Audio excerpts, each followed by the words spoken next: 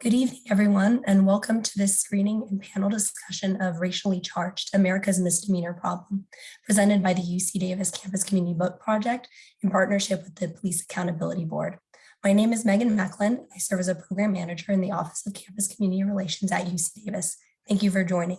And I want to apologize now for my hoarse voice. I'm hoping that it's going to keep with me throughout this event. Before we begin, a couple of housekeeping items for our time together. Today's event features captioning from Otter Live Notes. To access the transcript, click on the red live icon on the top left of your Zoom screen. The introduction and discussion portions of today's event are being recorded, and the recording will be made available on the Book Project website. While we meet today in a virtual space, we'd like to begin by reading the following statement that acknowledges the land where UC Davis sits. We should take a moment to acknowledge the land on which we are gathered.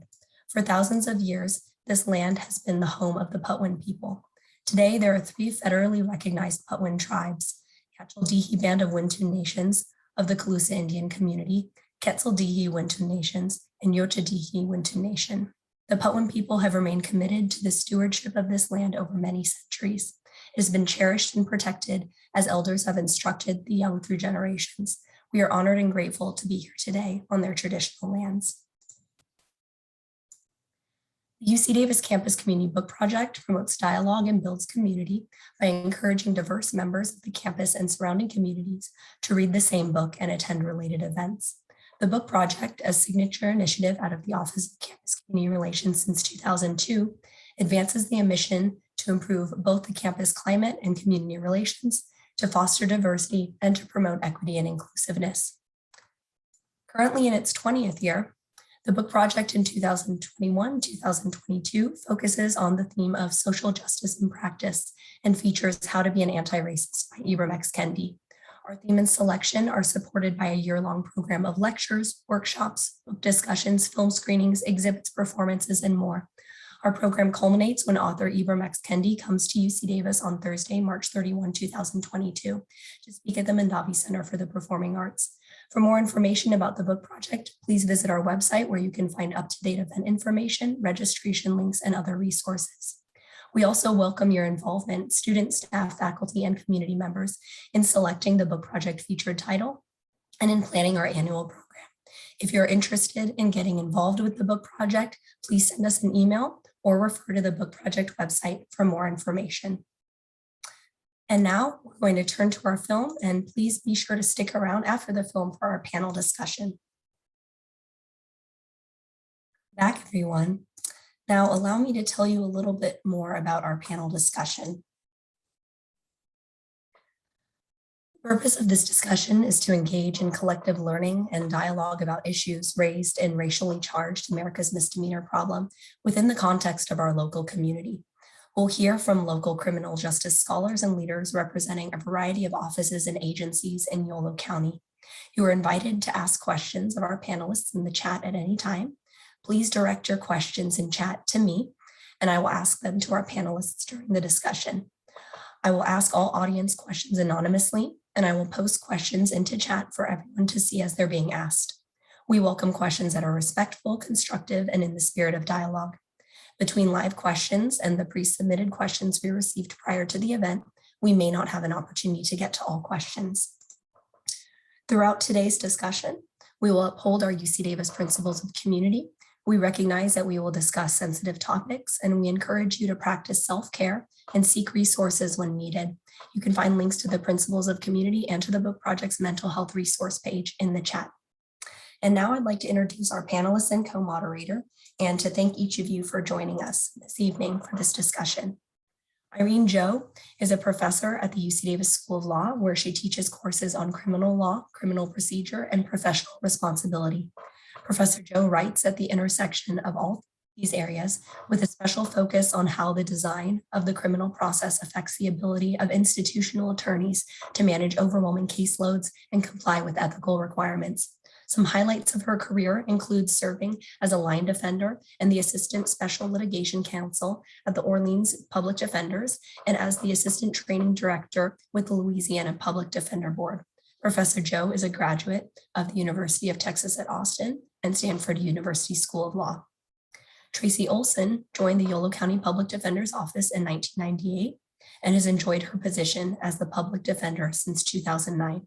She received her undergraduate Bachelor of Science degree from UC Davis and her legal education at the University of Minnesota Law School. Jonathan Raven is the Chief Deputy District Attorney at the Yolo County District Attorney's Office. He received his undergraduate degree from UC Santa Barbara and law degree from Loyola Law School. Jonathan supervises the District Attorney's Mental Health Court and Addiction Intervention Court teams and oversees the DA Training Division. He is a member of Yolo County's Criminal Justice Cabinet, which focuses on racial disparities, and is a member of the statewide Prosecutor Diversity Committee. Jonathan also is an instructor at the Museum of Tolerance in Los Angeles, where he trains police officers on the post-mandated racial profiling course, and serves as an adjunct professor at the UC Davis School of Law, teaching trial advocacy since 2005. Rob Strange began his law enforcement career in the city of Woodland before transitioning to the Elk Grove Police Department, where as a detective, his primary focus was gang investigations. Rob later was recruited by the Yolo County District Attorney's Office, serving as a lieutenant investigator and then chief investigator. Upon returning to a frontline police agency in West Sacramento in 2016, Rob served as a lieutenant of the Constitutional Policing Division, deputy chief of police, and interim chief of police. He was appointed chief of police in March 2021. Chief Strange is the 2018 recipient of the Invictus Youth Foundation President's Community Leadership Award and currently sits on the Los Rios Community College District Administration of Justice Advisory Board, as well as the Yolo County Child Abuse Prevention Council. Our co-moderator, Megan Chung, is a second-year undergraduate student at UC Davis, majoring in political science and managerial economics. She currently serves as the chair of the Police Accountability Board, as well as a commissioner for the Academic Affairs Commission with the Associated Students UC Davis. Megan also co-authored the report of the ASUCD 2020-2021 Reimagining Public Safety Task Force. Again, welcome your questions to our panel in chat directed to me. And Megan, I'll turn things over to you. Thank you, Megan. First off, I want to thank all of the panelists for spending their time here tonight and being able to share your knowledge and your expertise. And with that, I wanted to start with the question, and we can go in order of how Megan introduced you guys of, what stood out to you guys most about the documentary, and what is your role or your office, what is your office or agency's role in addressing and ameliorating the issues that are raised by this film?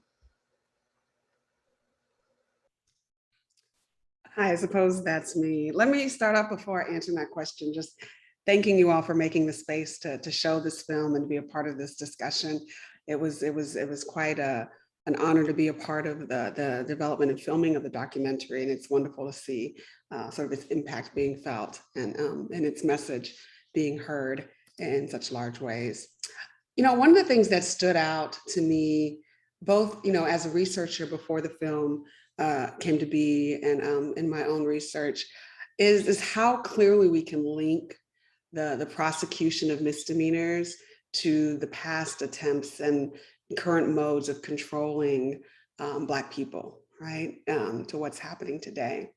Every time you hear a story in the news about a person of color that's shot by the police, we recognize as law professors and lawyers that it implicates the use of force standard and the Fourth Amendment's determination of what's a reasonable seizure by the state. But we don't often see how many times it also involves suspicion of minor offenses, right? How it's these minor offenses that some of us wouldn't even think of as crimes that allow for the entry of law enforcement into these lives that end up in such tragic circumstances, right? Whether it's Eric Garner, as you saw in the film, and the allegations that he's selling loose cigarettes, if it's George Floyd, as many of us saw over the last year, and he's killed in the middle of broad daylight because they think he might have used a fake $20 bill, or even Elijah McClain, who he's stopped because somebody reports him as looking sketchy, right?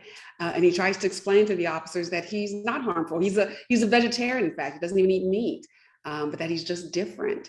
And that wasn't enough to prevent the use of the chokehold on him and a powerful sedative that led to his life. So, I think that was one of the things that most struck me as I did the research and as I participated in the film, as we saw time after time, how it was misdemeanors, how in a way that they were defined to created to control and manage Black bodies. You could see them happening in current days at such really tragic levels. I think what stood out for me the most was the statement that misdemeanors have almost nothing to do with public safety. And so if you set aside DUIs, because I think that those are in and of themselves a different entity, if you set aside DUIs, I think I would agree that for the most part, misdemeanors don't have much to do with public safety. They do have to do with nuisance issues. They do have to do with things that community members may be concerned about, but it's not necessarily public safety. That's what stood out to me the most. And I think that one of the things that our community has been talking about, and I think Davis has probably been more the lead than some of the other jurisdictions, is really separating the police from those situations where they don't have the best skill set. And we have our chief of West Sacramento is going to respond soon, so I want to explain what I mean by that. I don't believe that police officers chose to become police officers thinking in their minds when they made that decision that they were going to be responsible for everything that they're currently responsible for. I don't think they believed that they were going to have to intercede when someone had a mental health break. I don't think they believed that they were going to have to pick people up off the ground when they were suffering from overdoses. I don't think that they thought that was going to be their job. And I don't think they'll have the skill set to do all the things they're asked to do well. And I think that we see that over and over again when there's bad endings, it's because we don't have the right person for the right situation. So separating police officers from calls for service, because that's really what they are, calls for service, not a public safety call, and getting the person that can deliver the best service for the type of call is where I think we're going to be able to make the most headway in fixing what we all clearly see are problems with entry into our criminal system through the misdemeanor portal. So that was very sobering. Second time I've seen it, it was more powerful. Second time even. What really struck me is this issue of jaywalking. And I talk a lot about jaywalking when I facilitate the racial profiling class for police officers. And it really hits home because it's happening here, right in our backyard. And this is a paper that I show, which talks about jaywalking in Sacramento just recently, how it snares hundreds of Blacks in the Capitol, and how even though the Black population is only 14%, it makes up well over 50% of the arrests. And if you're Black, you're 5 more times likely to pay a fine. And as Irene said, these are minor offenses. And what I've been reading about in LA in the last week is sheriff's deputies and LAPD officers stopping individuals on bikes. And what's really interesting is their press information officers talk about, we're not stopping people who are exercising or who are taking their kids, somewhere, in a little buggy. And basically when they're saying that, they're saying we're stopping people who we think are up to no good. It's a reason for them to make that stop. And those minor offenses just cause so many problems and lead to so many issues. And, the legislature is now looking at making jaywalking not a crime anymore because of that. As prosecutors and the DA, this is the question about what role we play.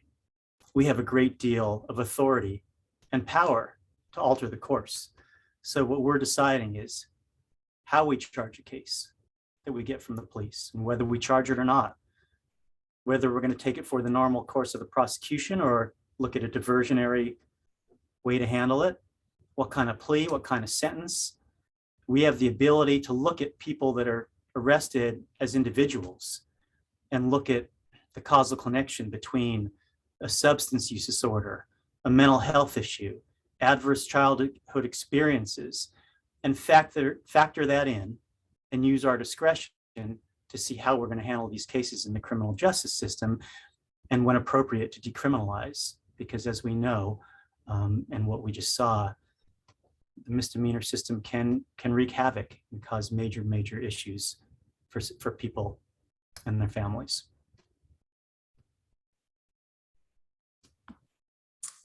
I think it's similar. It was a disheartening feeling that really overcame me as somebody who has dedicated themselves to service, and I feel so I've done so with a really good heart for people. And so it is disheartening to just see the sobering information that was presented, and really not just the big data represented, but the humanity, the real lives impacted, the people that spoke on as part of this documentary. It was impactful. And I think for me, for us in policing, I think it just really highlights the importance of, what's happening now and the importance of really listening to the communities that we serve. Because for the longest time, we really thought we were doing best, but we were relying on each other in our profession. We weren't really doing a good job of listening to the communities that we serve. We weren't really partnering with them in that sense. So knowing who it is that you're serving and how they want to be served is really important. I know we've talked before at different trainings, been exposed to the concept of the golden rule, and doing to others as you would want done to you. But really the transition is to think of the platinum rule, and what not what would somebody, what I would want done and delivering that to others, but what would they want done to them, for them.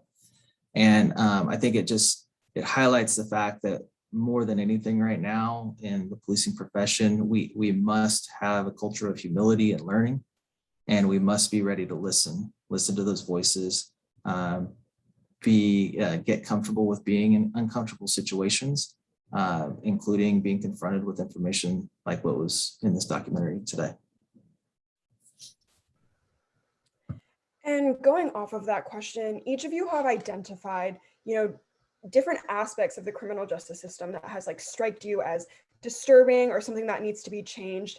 And as can be seen through the documentary, many of these issues come from policing practices and our system of criminal justice that are deeply ingrained in a discriminatory and oppressive history of the United States. And so as individuals who are working within or adjacent to the system, is there a way to repair these policies and practices, or do you think that the system may be broken beyond repair?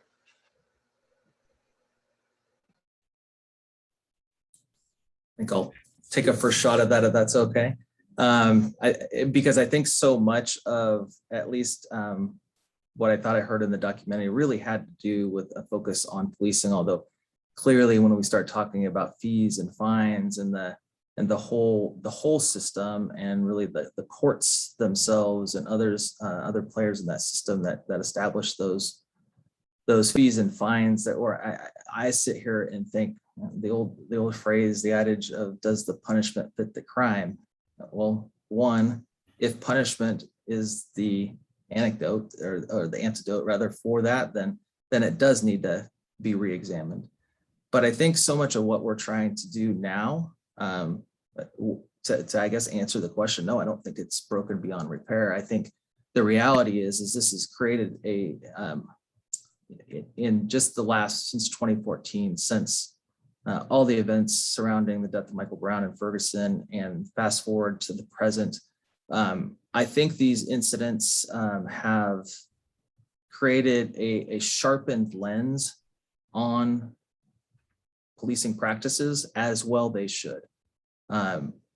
We can sit back idly and let these incidents happen and not have sort of a predictive eye towards how we need to change and just sit there and wait. But I think what this has done is it's demanded that we put ourselves in the driver's seat of evolution rather than just be passively there.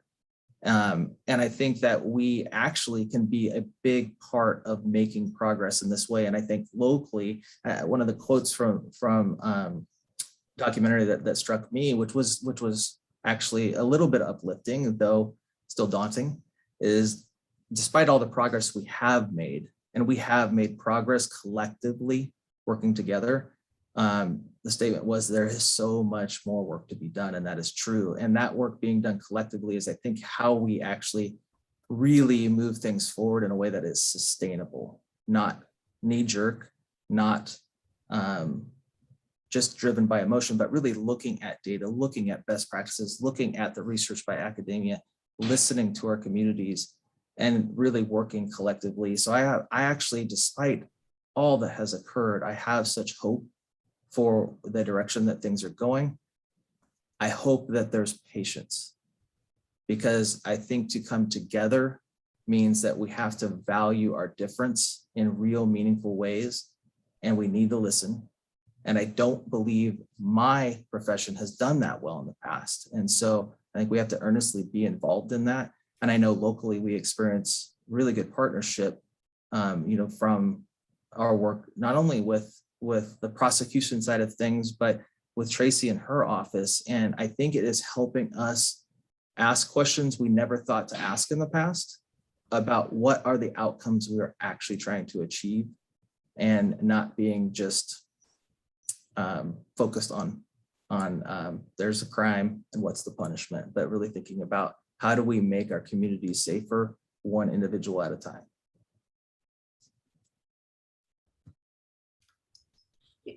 Yeah, I would say I don't believe the system is beyond repair, right? I'm a researcher, so I go where the data and the challenges to theories take me. So I'm open to being proven wrong, of course. But one of the things I do or prioritize in my work is try to explore ways to first identify the root of the problem, and then devise strategies for addressing that.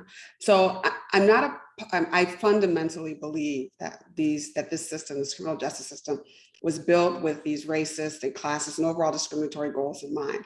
So with that as my grounding here, I feel like we have to develop modes to counter the natural flow and progression of the system, its tendencies, right? As Paul Butler would say, and I think he mentioned a bit in the film, and his work really sort of drives home, the system is doing what it's designed to do, right? So, but unlike others, I don't think that means we have to abandon the central idea of policing and the criminal justice system. We just have to recognize that, because if they are left to their own devices, they're going to do what they were developed to do, which is problematic. That means they can't just operate independently. They can't operate without review. And there need to be checks. There need to be methods for preventing its worst impulses from taking place. And one of the primary checks that I look to in my research and really, applaud and support is the public defender, right? So Paul Butler's actually written this really great and provocative article where he's basically argued the public defender is itself one of those institutions that was created and meant to facilitate discrimination against marginalized populations. But I think there's a fundamental way to understand the public defender that we can latch onto for it to actually operate as a true barrier to the worst parts of the system and confirm our ideas that this system can work, right? And when I talk to my students about it, I bring up Hamilton, right? Because everybody loves Hamilton now if you've seen it. And if we think about the idea that the public defender, right, the Sixth Amendment right to the effective assistance of counsel was about protecting and defending an individual from the power of the state, right? Yet even if a person is guilty of the most heinous crime, and there's every bit of proof out there showing that they are guilty, and even if they say they have no remorse, the state is still obligated, right, to fund somebody to defend that person from the power of the state, right? And I think there's something really, sort of beautiful. There's a nugget in there that I think is worth holding on to when we think about addressing these problems that we identify. But that means that the public defender has to be resourced adequately, right? That it needs to be viewed as and supported and reinforced as a powerful tool in fixing this broken system. And that if we do resource it adequately, then it could be a constant reminder that our system is rooted in a faulty manner, but that it can operate in a way that actually operates with integrity. So I think we can all agree that nationwide, the criminal justice system is certainly in disrepair. I also agree with Irene, it's not broken and it can be fixed. And I also want to say, I agree with what Rob said, but also with this sharpened lens, we have a sharpened lens on what we're doing as prosecutors, which is a good thing, transparency. And I think we're in a situation now where I look at it as we have an opportunity as prosecutors and an obligation to strive to fix it or ameliorate the wrongs. And I think we can take the leadership role, which I believe we're doing in Yolo County, the criminal justice system, to try to influence others in the state and nationwide. And one of the things that I think Rob alluded to is the partnership we have. So I'm going to give you an example of that. Recently, there have been some operations in West Sacramento to solve a problem, a significant problem of thefts. And Tracy has seen those cases and has had some issues with them. And she reached out to Chief Strange. And then later she reached out to me, and we all spoke about it to figure out how we could, handle these cases in the way that they should be handled. And I think that's probably not too common. And I don't know if Irene, you saw that when you were a public defender. I would guess not in New Orleans. But that's one of the things that makes Yolo County somewhat special. And I also want to say what Irene said about understanding what's going on. And that's what we're doing here. With our office, we just launched a number of months ago a data transparency portal so that we could really see the data. Because if you don't see the data and you're not transparent, you're not going to know what the problem is, and you're not going to be able to fix it. And when a third party came in to gather our data, we were anxious about that. We didn't know what we were going to find, but we knew that we were going to be transparent with the good, the bad, and the ugly. And there's some of each. So the next step is when we see what the bad is and the ugly is, how can we use that data to drive policy change? And that's what we're doing right now in our office in terms of trying to take the leadership role in kind of righting some of these wrongs that we've seen over the years and over the decades. I actually would say the system, and I'm talking about the misdemeanor system because that's what we're here talking about today. I would actually say that the misdemeanor system is broken and it cannot be repaired. And the reason I say that, and Jonathan, when he talked about the operation of West Sacramento, we all reached out and had a good conversation. He mentioned that that's probably not common. And I agree that that's probably not common. So when I'm talking about the misdemeanor system in general, I'm talking California, I'm talking other states, I'm talking the nationwide. And the reason I think it's broken is because when you look at misdemeanors, people who are convicted of misdemeanors can spend 6 months in jail. Some of them can spend a year in jail. Minimum is 90 days in jail. And there's fines, and we're going to talk about fines, I think, later, but there's these outrageous fines and penalty assessments and court operation fees and court security fees and notice to appear fees. And by the time you start off with, like $10 fine, you're up to a few $100s. There are everything is built around a system that does not work, and I don't think can be repaired adequately. Instead, what we're trying to do, and at least we're trying, but instead what we're trying to do is kind of chip away at the parts of the system that are the most offensive instead of trying to start over again. And I would say that if we tried to start over again, we wouldn't imagine jail as a proper punishment for most misdemeanors. We would never imagine high fines on the poor as anything that would ever be appropriate for a term and condition of a misdemeanor conviction. So when I say it's broken and can't be repaired, I think we do away with the entire misdemeanor system and start over with what we think we should have done if we had known what we knew then. You know what I'm saying? We know now what we knew then. Anyways, start over again.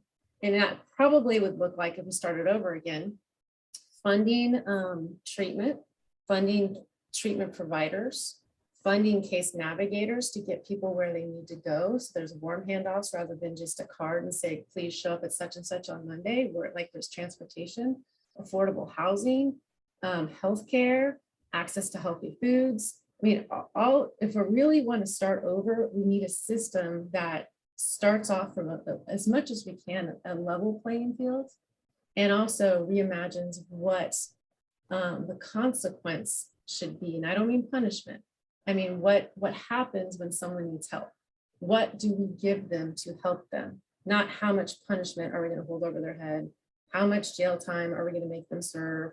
Are we going to let them serve it on a work project? Because that used to be something we thought was doing somebody a favor. You know, not having them wear ankle monitors where they have to pay a daily fee to a private organization for the privilege of not being held in custody. I mean, there's a lot of things that are just broken. And I think it can't be repaired unless we're willing to start over again.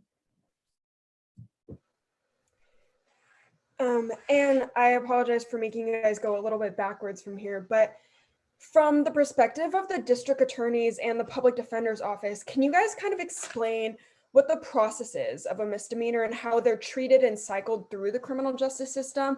And if anything, are there any external factors that affect how your guys' respective offices handle misdemeanors?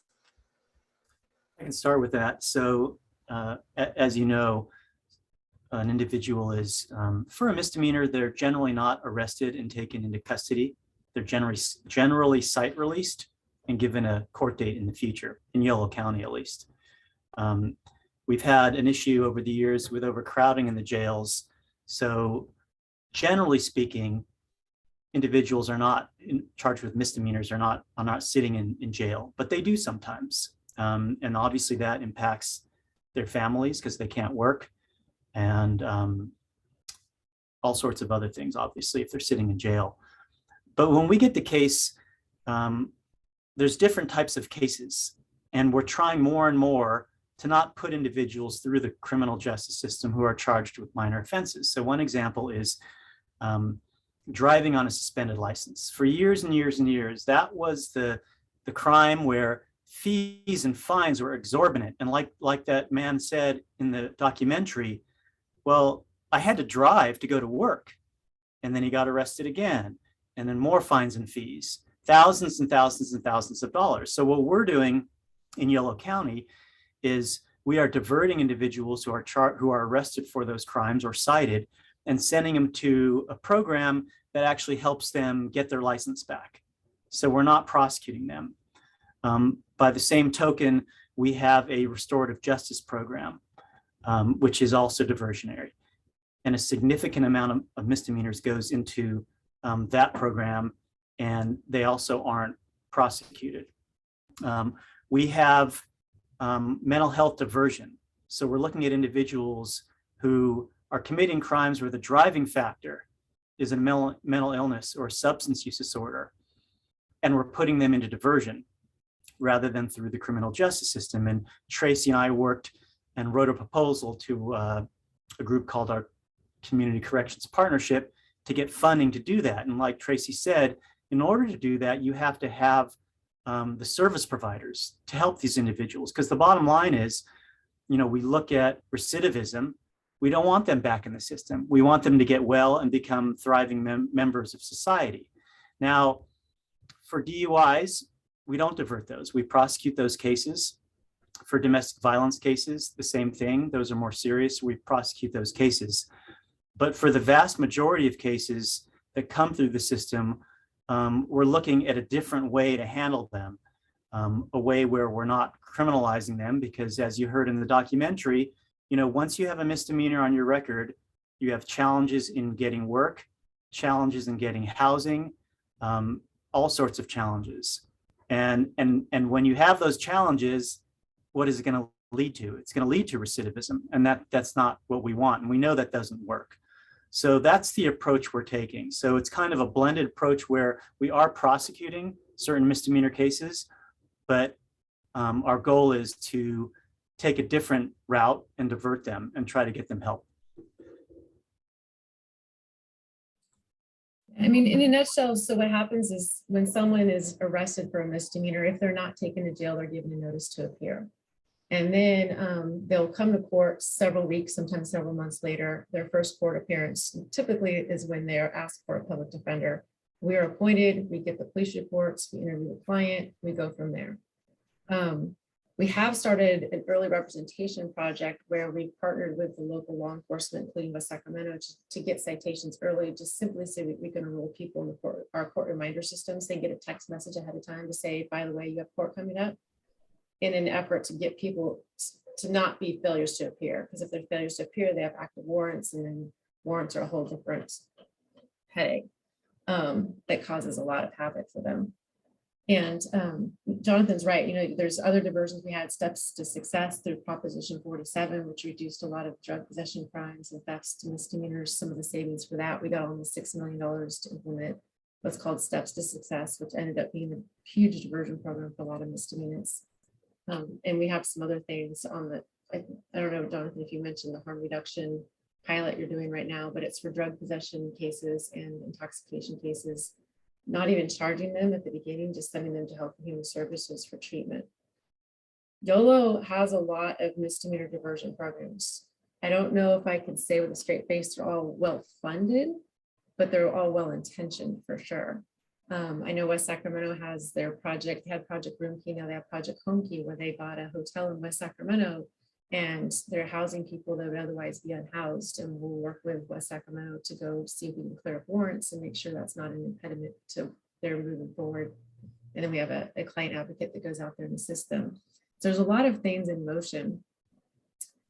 But I do want to emphasize, as well as we're doing with diversion programs, so much of this is by discretion.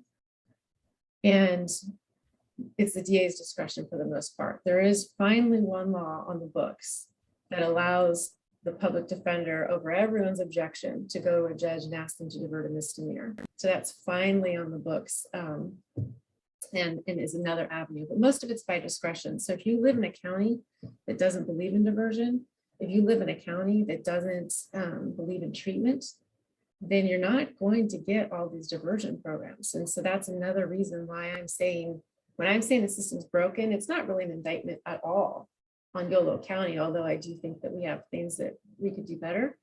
It's on the entire misdemeanor system, as I know it to be in California, because I'm on calls all the time with the other chief public defenders, and I hear what happens in other counties. And then, California, and even if that is a pretty lucky state when you compare us to some of the other states throughout the nation. But that's normally what happens in a misdemeanor case. And I think in relation to this question, we have a few questions from the audience, so I will hand it over to Megan to ask those. Thanks, Megan. So we have a process question, kind of bringing some more actors into this conversation. I put the question into chat. It's rather lengthy. What about the role of judges and their parameters for sentencing misdemeanors? How can persons be in jail for months before they come before the courts? Too limited judges? Can this be a focus for policy change? Is there a network of judges across municipalities who see a pattern of sentencing those with misdemeanors and use that data to rein in what becomes obviously unjust? I think Tracy, I'll pose this question to you first. California does not have people sitting in custody for months on end without ever seeing a judge. We have statutes that establish strict timelines that people have to be brought before court for the first court appearance and then subsequent court appearances. And in fact, if someone's in custody and never wastes time, they get to have their jury trial in 30 days from their first court appearance. We are not like, I I went to New York in 2014 to visit the Bronx defenders because they have a terrific representation for holistic defense. And that was the first time I realized all those stories you hear about people in Rikers Island, an overwhelming majority are misdemeanors because they don't have the same statutory rules that California has. So I just want to make sure that that's clear for that we don't have that problem. As far as the judge's discretion on sentencing, ultimately it's always up to the judge. Reality is most things are negotiated prior and presented to the judge for approval. And in our county, there's what's called standard dispositions. The judges, I think, in an effort to make sure there wasn't wild disparities from one courtroom to the next, look at the same crime and tend to mete out the same punishment. So one of our jobs is to try to present our clients as the individualized human beings that they are.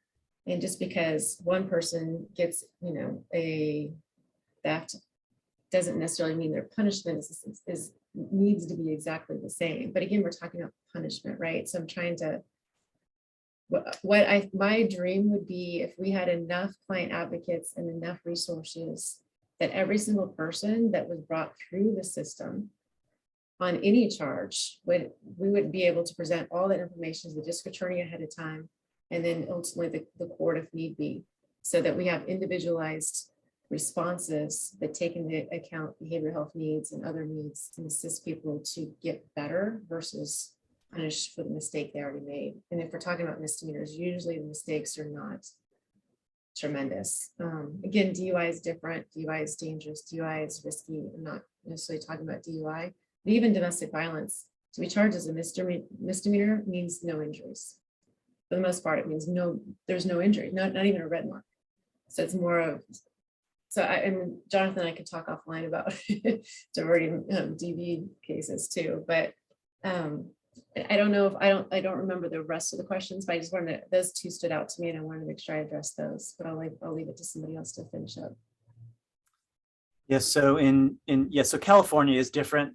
And I think when we see documentaries like this, there's a broad brush stroke in terms of how the system is broken. We're lucky in California and even luckier in Yolo County in terms of the way the system works. As Tracy said, the judges do have discretion regarding sentences. On misdemeanors, when there is a resolution worked out, generally the judge still decides what the sentence is. And in Yolo County, it's pretty rare that people serve time in jail on misdemeanors. That's fairly unusual, although it does happen. But what really is the problem, as we heard in the documentary, and as I think Tracy mentioned previously, is the fines and fees. They are exorbitant. And Tracy and I were talking today about that as to where does that money go? Does it go to the court? It's just, and she listed off, and we looked at documents from our court in terms of all the fines and fees. And you can imagine for someone who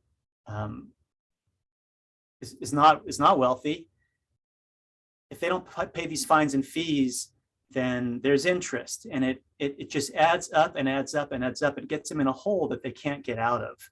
So I think as far as I see the system in terms of misdemeanors, the issue isn't them sitting in jail before seeing a judge. As Tracy said, that doesn't happen in California because they have a right to have their case heard. Jail time isn't a significant issue. What's really an issue is the fines and fees. That's really a problem here. And I would also like to open up both the audience question and my previous question to either Irene or Rob, if you guys had an opinion or had other insight that you wanted to add. Yeah, I would just say that it's interesting to hear the take of both the public defender and the district attorney on this, but we can't escape the reality in policing that it's first our discretion to decide, when we act and how we act, in how we intervene in something that I think it was said in the video. The statement was made that misdemeanors have almost nothing to do with public safety. I could probably argue points of that, but I think in general, if you think about it, it is mostly crimes of public disruption or nuisance that sort of fall into that category oftentimes. And though those disturbances and disruptions could lead to crimes, they are sort of preemptive in essence. And so the discretion that we use to intervene, and again, how we intervene, are we able to resolve something that comes to our attention without an arrest, or do we make the choice to make an arrest? I think it's an important point in this conversation, because if it was not for our act initially and how we intervene, then the discussion of what the courts do or what the prosecutor does are not relevant. So it's something that we have to account for. I would just say that along the same time that quote from the documentary was there, also followed the quote is that misdemeanors are premised on the belief that Black people are a threat. And I will tell you that hit me hard, because again, I've been doing this work for almost a quarter of a century. I've arrested plenty of people on misdemeanors. I've certainly arrested Black people on misdemeanors, and never once did it cross my mind that I was perpetuating some system of oppression.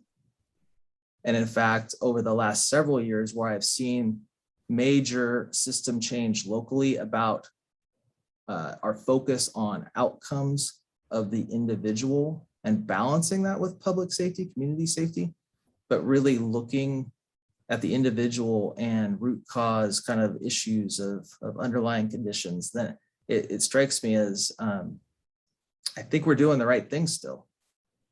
But to imagine that we were perpetuating something really horrible is very disconcerting to me, because I see the entry points to other helping services that happen. And frankly, I'm mostly not worried about a punishment. I count on the fact that our collective efforts are about helping the human beings that we come in contact with. And so it really struck a chord with me in a disconcerting way, to think that somehow we were perpetuating something as we think that we are helping. And so I think that just leaves room to think through how our system is working well, and making sure that we do counterbalance that against the history and the realities, the objective realities of the history of these systems and how they were created. And again, I think Professor Joe said it earlier that, you know, it's using the construct that exists, but making it work in the best possible way, and taking the opportunity to do that. And I think we're doing that locally. I know Tracy mentioned even me reaching out to her as we're housing. I mean, talk about police departments outside of their lane. I'm basically running a homeless shelter, the police chief of West Sacramento. Operationally, it's under my watch. And I embrace it right now, because in the absence of somebody else stepping into that void, I am trying to make sure humans that are extremely vulnerable in the city of West Sacramento are being cared for, and being connected to services, and are getting an opportunity to be housed. That falls to me. I take that mission very seriously. But man, it's outside of the balance. But hopefully all of us are understanding we're on this call because we have a heart for people. And though the system may have absolute breaks in it, and it's not working right in every aspect, I do have optimism, again, because of the people that are on this call, and that we're here for that reason, that we work together for that reason, even if we come from different aspects of the system. I know we're running close on time, so I'll just say very, very briefly with regards to things that judges can do. One of the things I do in my research is talk about the role that judges have when it comes to addressing not just explicit bias of the attorneys that can exist, or the police officers that can exist when they're making these arrests, or when prosecutors are making decisions about going forward, but also implicit bias, the sort of unconscious bias that can affect the decisions that we all make, and ideas we all might have about whether something criminalized or something is more telling of criminality, or something is more deserving of punishment, and what punishment may look like for different people differently situated.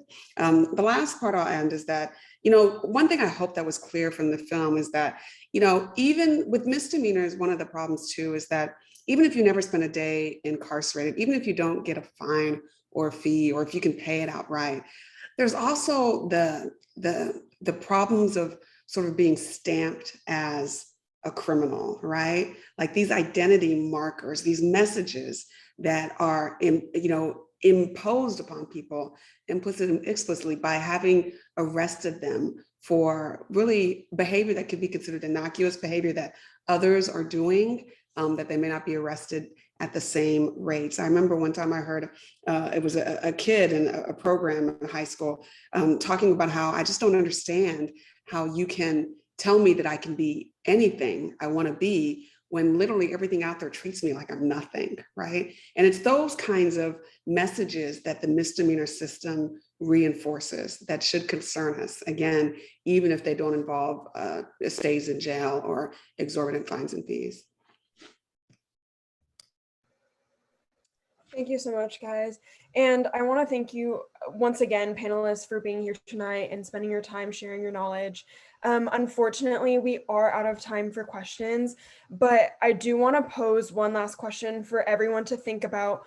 This year's Campus Community Book Project theme is social justice and practice. And so kind of what does justice mean to you? And what does justice mean in your life, whether it be applicable to your personal life or your occupation or et cetera? And with that, I will hand it back over to Megan. Thank you, Megan, for expertly moderating our panel, and thank you to our panelists for sharing your insights in this really challenging and complex conversation. Really appreciative for all of you coming to the table to engage in this dialogue as a collective, as a community. I think that was a theme that's come up a lot. What is the impact on the community?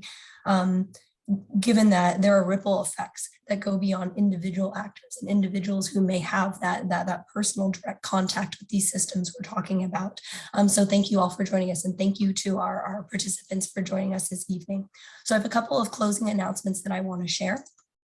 First, as I mentioned at the beginning, this event was recorded. The recording will be made available on the project website. And I also want to share that the documentary that we watched, Racially Charged: America's Misdemeanor Problem, is available free of charge on YouTube. And we've put those links in chat should you want to share them with others. On behalf of the project, excuse me, we hope you will join us for our next virtual program tomorrow, Tuesday, November 9th at noon. Our partners at the Betty Irene Moore School of Nursing will host a meeting of the Interprofessional Book Club to discuss how to be an anti-racist, this year's book project selection. The book project, or this session, will be facilitated by Kupiri Ackerman Barger, Associate Dean for Health Equity, Diversity, and Inclusion, and Clinical Professor and Director of Faculty Development for Education and Teaching at the Betty Irene Moore School of Nursing. All are welcome at this free event. And finally, we welcome your feedback on today's event and invite you to complete a brief survey, which you can access via the QR code or web address listed on the screen. As an incentive and thank you for your participation, at the end of the survey, you will have the opportunity to enter into a prize drawing for a ticket to see this year's book project featured author, Ibram X. Kendi, at the Mondavi Center on March 31st. In addition, the makers of Racially Charged: America's Misdemeanor Problem invite you to complete a viewer survey on the documentary. That survey link can also be found on your screen and in the chat. Again, thank you to our panelists, to Megan as our co-moderator, and to all our participants for joining us this evening. Wishing everyone a wonderful night and hope to see you at a future program.